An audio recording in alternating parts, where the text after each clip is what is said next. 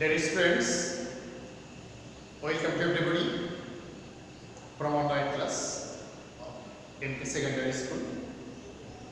Hope all of us are keeping well by the grace of Almighty Allah. Dear students, actually most of the time we face many problems to answer the question, particularly question marks. আমরা কিন্তু অনেক সময় দেখা যায় first পেপারে question marks অর্থাৎ 2 নম্বর যে question আছে এই কোশ্চিনে কিন্তু আমরা অনেক সময় সমস্যায় পড়ে যাই আনসার করতে। সামান্য ত্রুটি বিচ্যুতির কারণে আমরা কিন্তু একটা কোশ্চিনে আমরা জানি এসএসসিতে অর্থাৎ নবম এবং দশম শ্রেণীতে যে 2 নম্বর কোশ্চিন মার্কস আছে এই সামান্য ভুল ত্রুটির কারণে কিন্তু আমরা আনসার পাই না, আনসার করতে পারি না, এর পেছনে আমরা মার্কস থেকে কিছু বঞ্চিত করি। তো আজকে আমি কিভাবে কোশ্চিন তৈরি করতে হয় সেটা এবং কিভাবে আমরা যেমন ডায়লগ আছে ডায়লগের ক্ষেত্রে কিন্তু আমরা একটা প্রবলেম ফেস করি, সেটা হচ্ছে আমরা ডায়লগ তৈরি করতে পারি। At first I have to know, or at first you have to know, সর্বপ্রথম কিন্তু তোমাদের জানতে হবে how can we make interrogative sentence। আমরা কিভাবে interrogative sentence তৈরি করব এটাই কিন্তু প্রথম কাজ। আমাদের কিন্তু interrogative sentence তৈরি করতে হবে। interrogative sentence যদি আমরা তৈরি করতে পারি তাহলে কিন্তু আমরা সেটা আনসার করতে পারব। তো প্রথমে আমরা দেখব যে interrogative যে সেন্টেন্স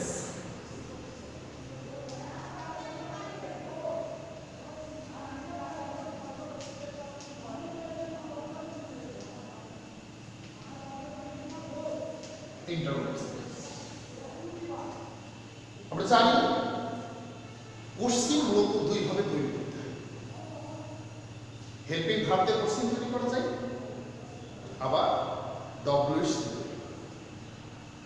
এখন হেল্পিং ভার্ব দিয়ে আমাদের প্রথম জানতে হবে।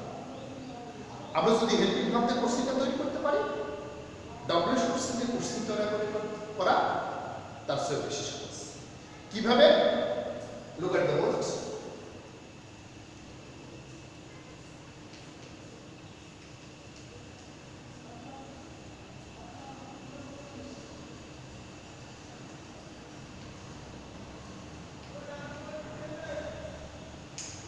It is a English. Actually, it is an assertive sentence. আমি বডি যে সেন্টেন্সটা লিখছি এটা মূলত অ্যাসার্টিভ সেন্টেন্স। এখন আমি কিভাবে এই অ্যাসার্টিভ সেন্টেন্সকে কিভাবে ইন্টারোগেটিভ সেন্টেন্স করব এটা কিন্তু প্রথম কাজ। অ্যাসার্টিভ সেন্টেন্সটা কিভাবে কি ইন্টারোগেটিভ করব এটা কিন্তু প্রথম কাজ আমাদের জানতে হবে। তাহলে এই অ্যাসার্টিভ সেন্টেন্সকে আমি কিন্তু ইন্টারোগেটিভ তৈরি করতে আমাদের আগে ইন্টারোগেটিভ স্ট্রাকচারটা জানতে হবে। একটা সেন্টেন্স কিভাবে ইন্টারোগেটিভ করা যায় এটা কিন্তু প্রথম কাজ আমাদের জানতে হবে। তো ইন্টারোগেটিভ তৈরি করতে হলে আমাকে কি করতে হবে? ইন্টারোগেটিভ দুইভাবে করা যায়। নাম্বার 1,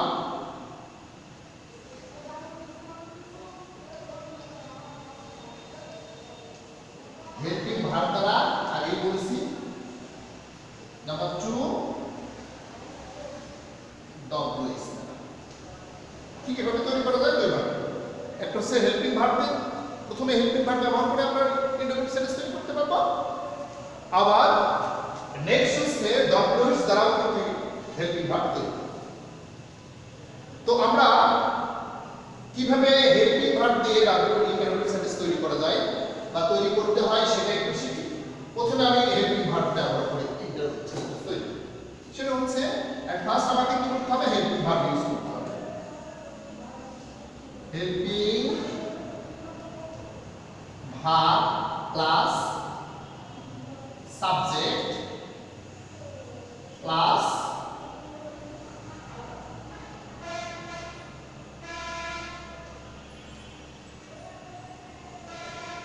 মেইন ভার্ব প্লাস কি এক্সটেনশন।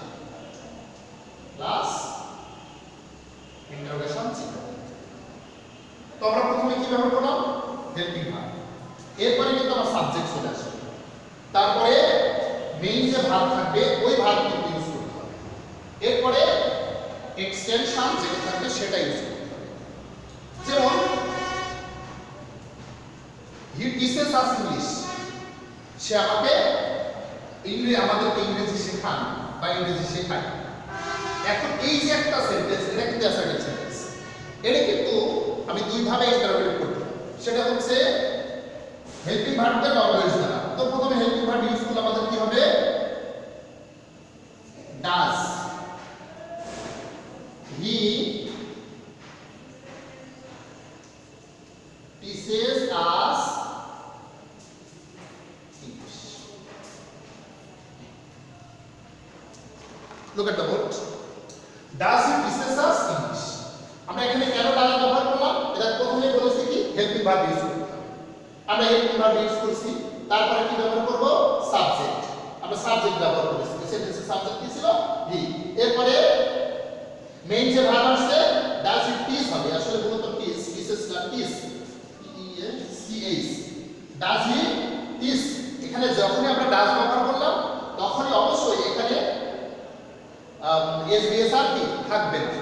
তারপরে আস, এরপর এক্সটেনশন কি ইংলিশ, বাকি অংশ বসে গেল, এরপর ইন্টারোগেশন চিহ্ন ব্যবহার করব। এখন যদি এই সেন্টেন্সটাকে আমরা ডব্লিউএস বাদে ডব্লিউএস দ্বারা যদি তৈরি করি তাহলে কিভাবে আসে?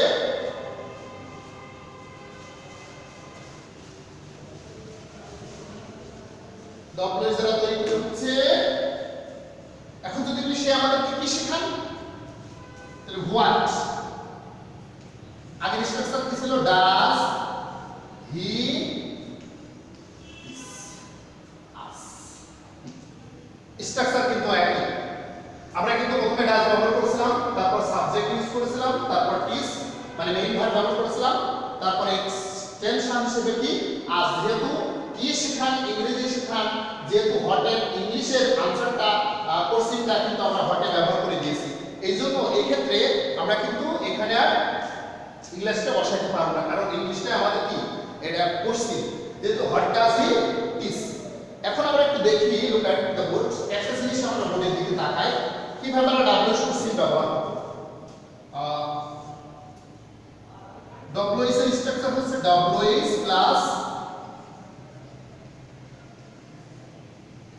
Helping verb plus subject plus main verb plus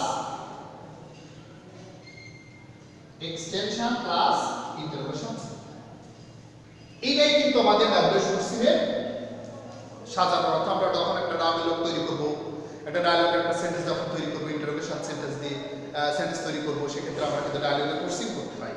হ্যাঁ, আমি আমার বন্ধুকে কোশ্চেন করব, সেক্ষেত্রে কিন্তু আমরা একটা সমস্যায় পড়ি, আমরা কোশ্চেন করতে পারি। তো আমরা কোশ্চেন কয়ভাবে শিখলাম? দুইভাবে আমরা কোশ্চেন করতে পারবো। আমরা হেল্পিং ভার্ব দিয়ে কোশ্চেন করতে পারবো, আমরা ডব্লিউএস দিয়ে কোশ্চেন করতে পারবো। আমরা যখন ডব্লিউএস দিয়ে কোশ্চেন করব তখন আমার অবশ্যই আমি কি ব্যবহার করতে চাই। ডব্লিউএস কোশ্চেনের যে 9টি ফর্ম আছে, কয়টি ফর্ম আছে? 9টি। আচ্ছা, এবার আমরা একটু 9টি ফর্মের দিকে তাকাই। কি কি 9টি ফর্ম? কি কি? What, when, where,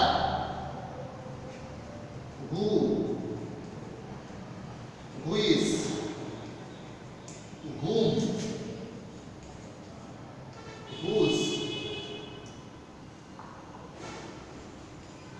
what.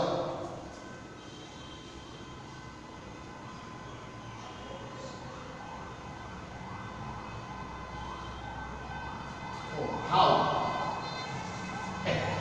এই যে 9টি ফর্ম কিন্তু আমাদের আছে, আমরা এই 9টি ফর্ম প্রথমে কি করব? ডব্লিউএস কোশ্চেনের এই 9টি ফর্ম হিসেবে ইউজ করব। ইউজ করার পরে আমরা কি করব?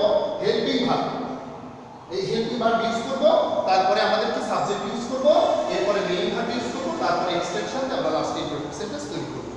এইভাবে কিন্তু আমরা ডায়লগে কোশ্চেন তৈরি করতে পারি। এখন আনসারটা কিভাবে করব? আনসারটা তৈরি করার নিয়ম আমরা একটু দেখি। আমরা জানি কোশ্চেন, কিন্তু যখন আনসার করতে হয় তখন মূলত আসার্টিভ ভার্ব সেন্টেন্স হয়ে যায়। এই যে অ্যাসার্টিভ সেন্টেন্সটা হয়ে গেল, এই অ্যাসার্টিভ সেন্টেন্স আমাদের প্রথমে কি লাগে, ওই সেন্টেন্সের যে সাবজেক্ট আছে ওই সাবজেক্টটা কিন্তু আমরা ইউজ করব প্রথমে, কারণ অ্যাসার্টিভ সেন্টেন্সের প্রথমে সাবজেক্ট, তারপরে কি ভার্ব, তারপরে কি extension. Look at the words, আমরা একটু দেখি।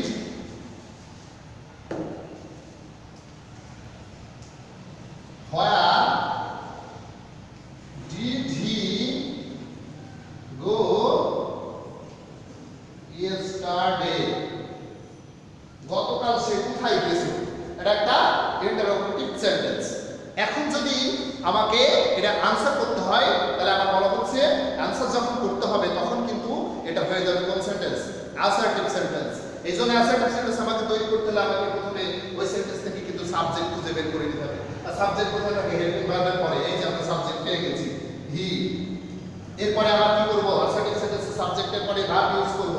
এই যে ডু, ডাজ, ডিড এগুলো ইন্টারোগেটিভ সেন্টেন্সের জন্য কিন্তু যখনই ডিড থাকলো তার মানে আমাকে এটা মনে করতে হবে আসলে এটা কোন টেন্সে? পাস্ট টেন্সে। তখন আমি ভার্বের পাস্ট ফর্ম ব্যবহার করলাম। He went, where did he go? He went কি? To school